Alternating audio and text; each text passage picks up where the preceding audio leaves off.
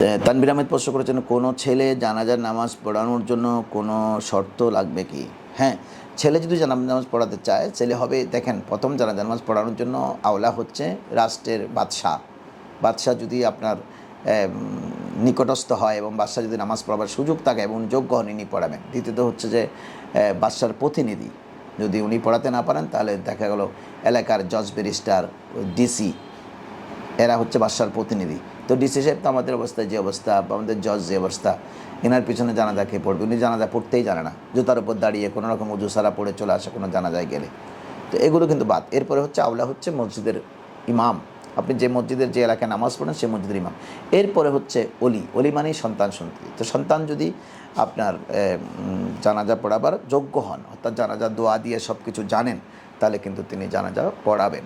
ইনি যদি মানুষ যদি ইনার পুত্রে এতমিনানের সাথে একতাদা করতে রাজি হয়, ছেলেটা টলটুমারা ছেলে, এটা নিয়ে গিয়ে আপনি জানাজার ইমাম দাঁড়া করে দিলেন, এটা তকবীর 4টার জায়গায় 6টা মেরে দিবে, দোয়া কোন জায়গায় কোনটা পড়বে জানে না, এলাকার মানুষের মধ্যে ফিসফাস হবে, ওনার ছেলে হয়েছে, কী হয়েছে, ছেলে জানাজা পড়াতে গিয়ে আজকে সব উলট পালট করে ফেললে, আমাদের এতমিনান আসে না, এটা উচিত না।